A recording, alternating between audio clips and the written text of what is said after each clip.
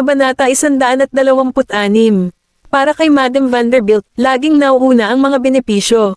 Ang mga lalaki ay magmamana ng negosyo ng pamilya, at ang mga babae ay magpapakasal sa isang taong may kapangyarihan at katayuan upang makatulong sa pamilya. Kaya naman paprotektahan niya si Willow, dahil may silbi siya. Hinawakan ni Stephen ang kanyang kamao. Nay, hindi ba apo mo rin si Maisie? Maisie, tumaas ang init ng ulo ni Madam Vanderbilt. She's exactly like her mother, always outsider of the family. Bakit ako aasa sa kanya? Hindi ba't pinakasalan mo lang si Marina dahil sa kanyang kakayahan? Ang iyong lugar sa Baseburg ay selyado dahil sa kanya, ngunit iginalang niya ba ako? Siya ay immoral sa pag-iisip tungkol sa ibang lalaki noong siya ay kasal na sa iyo. Tiyak na hindi nahuhulog ang mansanas ng malayo sa puno. Tama na. Ang biglaang pagsabog ni Stephen ay nagpagulat sa lahat. Pati si Madam Vanderbilt ay napatingin sa kanya na parang wala sa sarili. Kahit kailan ay hindi siya sinigawan ng kanyang anak. Wala kang karapatang paratangan ng ganyan si Marina. Umakyat agad si Stephen pagkatapos niyang sabihin iyon. Namutla si Leila na nakatikip pa rin ang kamay sa mukha nang makitang sinigawan ni Stephen ang kanyang ina dahil kay Marina. Hindi binitawan ni Stephen si Marina kahit ilang taon na ang nakalipas. Kaya naman gusto niyang baguhin ang kanyang kalooban. Halatang pinipilit niyang ipamana kay Maisie ang Vanna. Hindi niya hahayaang kunin sa kanya ng kasuklam-suklam na babaeng iyon. Mom, we need to talk. Si Madam Vanderbilt lang ang nakakausap ni Leila dahil siguradong hindi siya papayag na iwan ang Vanna kay Maisie.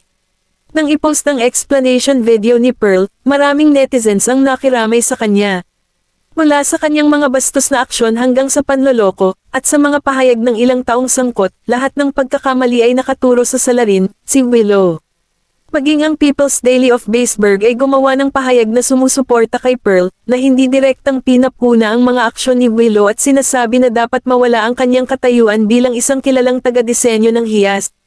Matapos lumabas ang balita, ang pagkawala na dinanas ng Vanna ay nakapipinsala. Maging ang mga kliyenteng nag-pre-order ng mga alahas mula sa kanila ay humiling ng mga refund para maiwasang masangkot. Kakasimula pa lang ng katanyagan ni Willow, ngunit siya ang naging pinakakinasusuklaman na tao sa bayan bago niya ito masiyahan. Iyon ay magpapagalit sa mga Vanderbilts. Hindi inaasahan ni Mrs. Santiago na makumbinsi si Miss Santiago para lumabas. Parang ito ang pako sa kabaong ni Willow. Maliban kung si Willow ay maaaring magpakita ng ilang patunay. Sumandal si Maisie sa upuan niya. Gusto ni Mrs. Santiago na linisin ang pangalan ng kanyang anak, at mayroon akong ebidensya ng pakikipagsabuatan niya kay Willow. Siyempre pipiliin niya akong tulungan. Tungkol naman kay Willow, malamang hindi niya inaasahan na ma-frame siya. Kung matalino si Willow, tatanggapin niya ito at magiging mabuti hanggang sa matapos ang lahat. Siyempre, kung pipiliin niyang sumalungat kay Pearl at ilantad ang kanyang plano sa kanya, mapapasok siya sa masasamang aklat ng mga Santiago. Wala siyang patunay. May inis lang ang netizen sa pagtatangka niyang magpaliwanag. Gayunpaman, hindi inasahan ni Maisie na masuspend ang Twitter ni Willow. Obvious naman na nasa likod nito si Mrs. Santiago. Biglang nagring ang phone niya. Si Leila pala. Tungkol ba ito kay Willow? Kabanata 127. Inilapag ni Maisie ang telepono sa desk at binuksan ang speaker. Lumutang ang boses ni Leila. Maisie, gusto kang makita ng lola mo. Nang matapos ang tawag, nag-alala si Kennedy.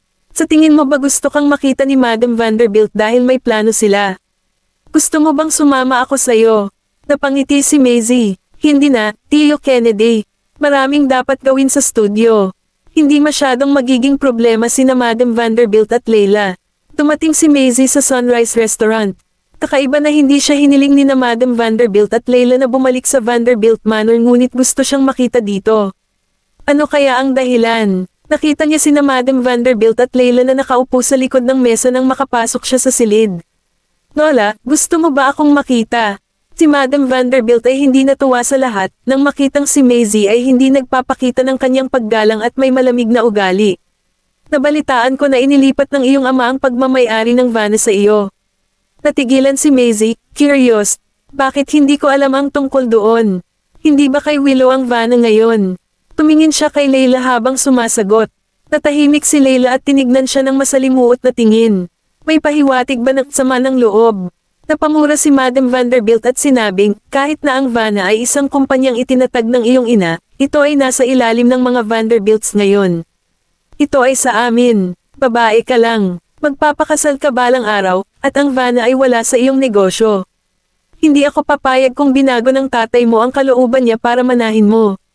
Nagulat si Maisie sa pagsasalita ni Madam Vanderbilt. Ano ang ibig niyang sabihin? Binago ba ng kanyang ama ang kanyang kalooban para mapunta sa kanya ang Vanna? Paano iyon magagawa? Maisie, gusto kong isuko mo ang Vanna.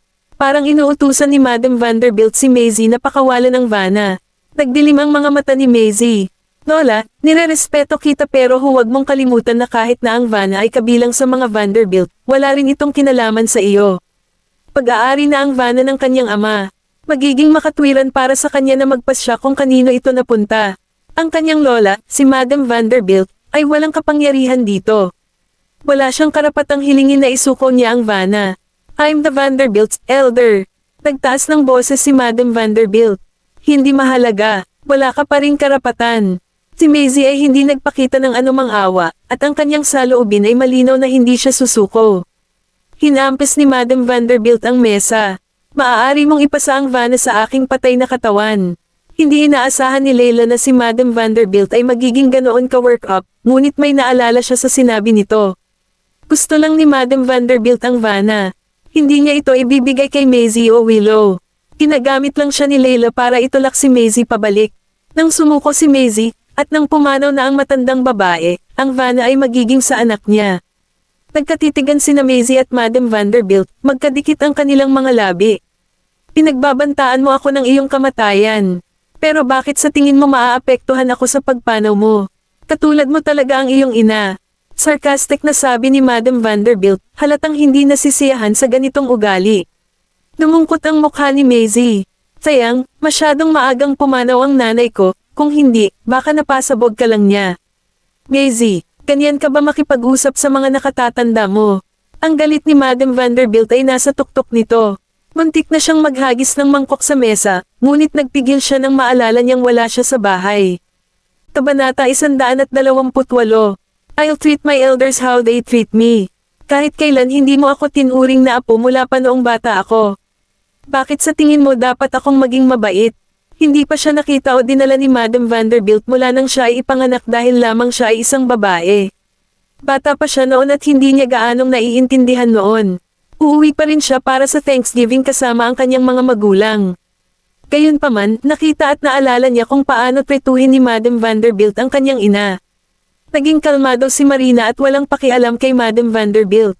Marahil iyon ang dahilan kung bakit naisip ni Madam Vanderbilt na kamukha niya ang kanyang ina. Si Maisie ay nasa ilalim ng impresyon na ang pagiging malamig ng kanyang ina ng mga Vanderbilt ay dahil sa pagtataksil ng kanyang ama kay Leila. Paano ka nakipagtalo sa lola mo? Sinisikap pa rin ni Leila na manatili sa magagandang libro ni Madam Vanderbilt at kumilos bilang mabuting manugang. Nagiging honest lang ako. Nag-cross arms si Maisie at diretsong sinabi, imposibleng ibigay ko ang Vanna. Kahit hindi ipaubaya sa akin ni Dad, gagawa pa rin ako ng paraan para mabawi iyon. Walang makakapigil sa kanya. How dare you? Gumisi si Madam Vanderbilt. Bakit hindi ako maglalakas loob? Sinabi iyon ni Maisie sa isang matatag na tono, tumalikod, at umalis. Pagkaalis niya, nagwala si Madam Vanderbilt at sinimulan niyang basagin ang lahat ng mga pagkaing nasa mesa.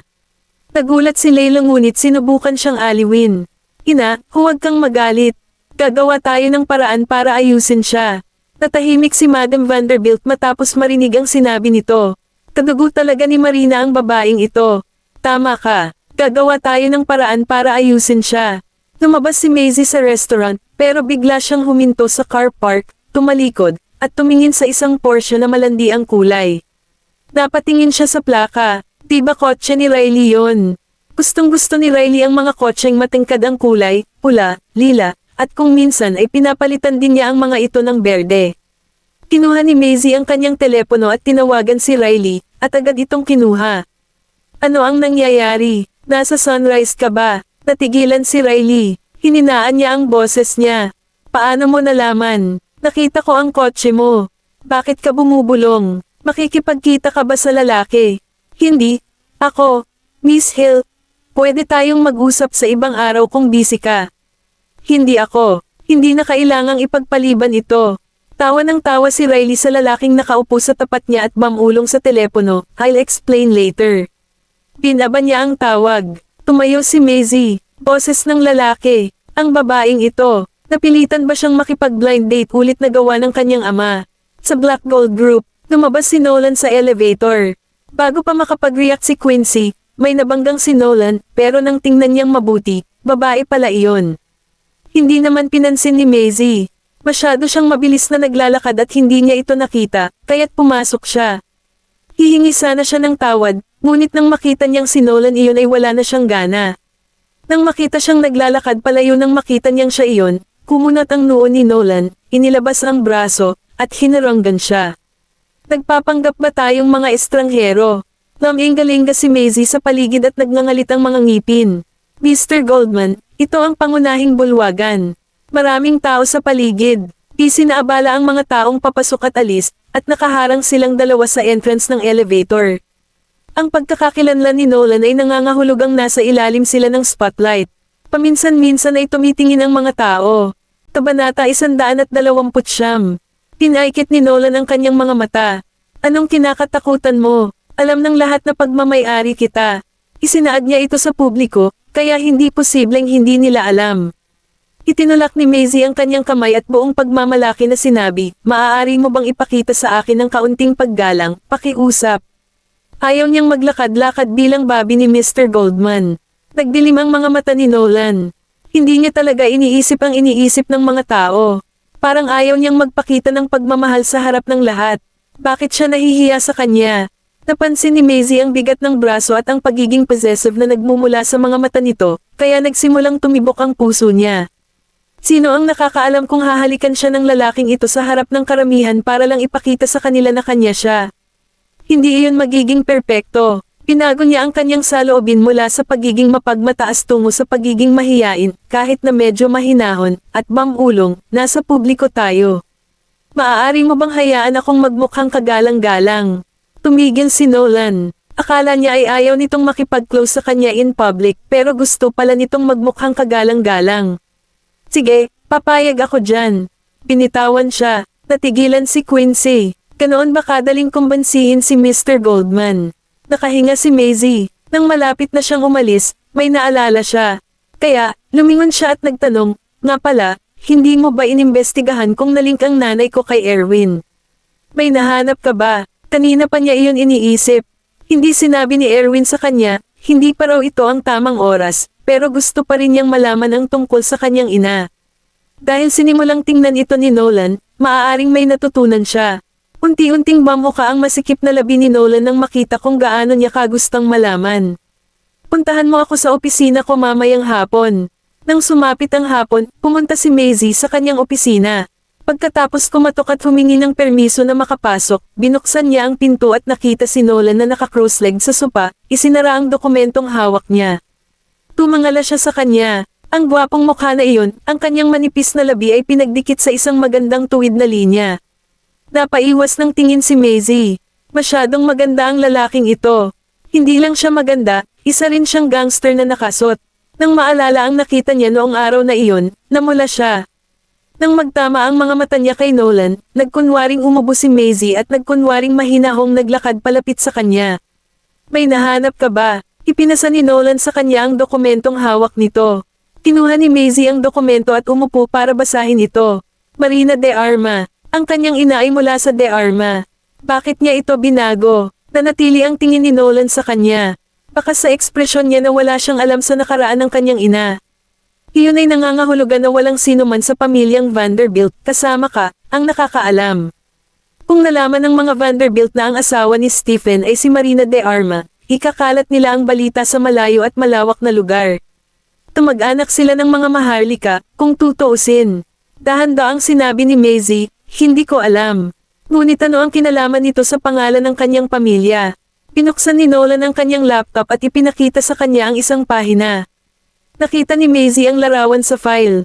Ito ay ang kanyang nakababatang ina na bumababa sa isang yate kasama si Erwin, na napapaligiran ng mga bodyguard na nakaitim.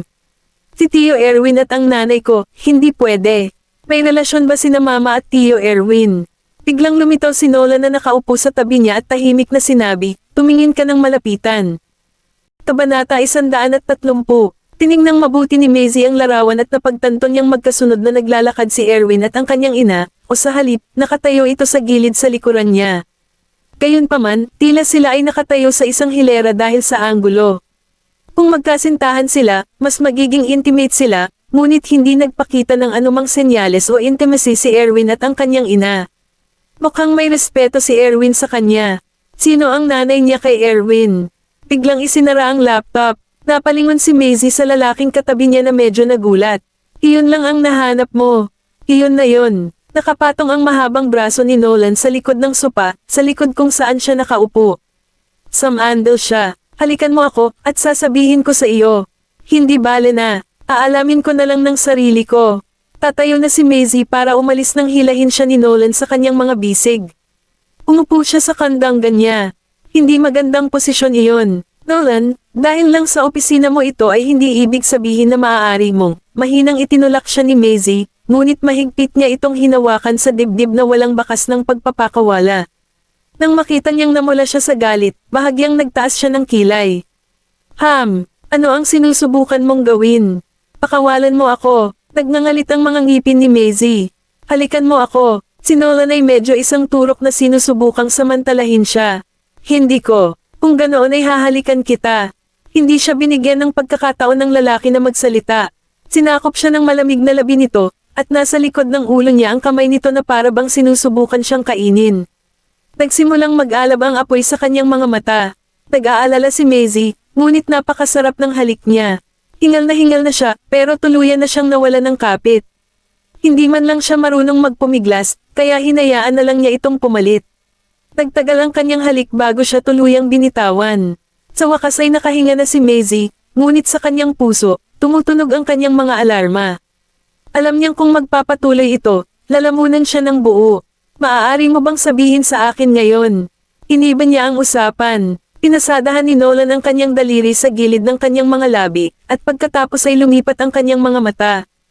Ang iyong ina ay mula sa isang marangal na pamilya sa Stoslow. Wala pa ring ulirat si Maisie nang makabalik siya sa kanyang opisina. Isang maharlika ng Stoslow, may status ang nanay niya. Kung ang kanyang ina ay isang maharlika, pagkatapos ay pinalitan niya ang kanyang pangalan ng Gonzales upang pagtakpang hindi malaman ng mga Vanderbilt kung sino siya. Na may katuturan. Kung nalaman lang ni Madam Vanderbilt na ang kanyang ina ay mula sa isang marangal na pamilya, hindi niya sana siya tatretuhan ng ganitong kasuklam-suklam. Ngunit bakit pumunta si nanay sa Slakovo mula sa Stoslow? May alam ba si Tio Erwin? Tumating si Maisie sa napakalaking pribadong villa ni Erwin na may outdoor pool ng gabing iyon. Naglalaro sila ng chess sa sala habang nakatingin sa gilid ang mga bodyguard. Tito Erwin, kailan mo sasabihin sa akin ang tungkol sa aking ina? Tumangala si Maisie para makita ang ekspresyon niya. Napahinto si Erwin sabay ngiti. Gusto mo ba talagang malaman ang tungkol sa iyong ina? Maisie pursed her lips and made a move on the board. Meron bang hindi ko dapat malaman? Dahil ba sa status niya? Dahan-daang nagtaas ng ulo si Erwin. Noon pa man, hinihiling ng iyong ina na lumaki kang masaya at magkaroon ng normal na buhay. Palagi niyang gustong maging sibilyan. Natigilan si Maisie habang nakatingin sa ibaba. Ang iyong ina ay ipinanganak sa isang malaking pamilya na may mataas na katayuan sa lipunan sa Stoslow. Nagtrabaho sila para sa maharlikang pamilya at halos nasa panloob na mundo, ngunit nang magkaroon ng panloob na. Sa lungatan ng maharlikang pamilya, umalis ang pamilya ng iyong ina sa politika upang mapanatiling ligtas ang buong pamilya.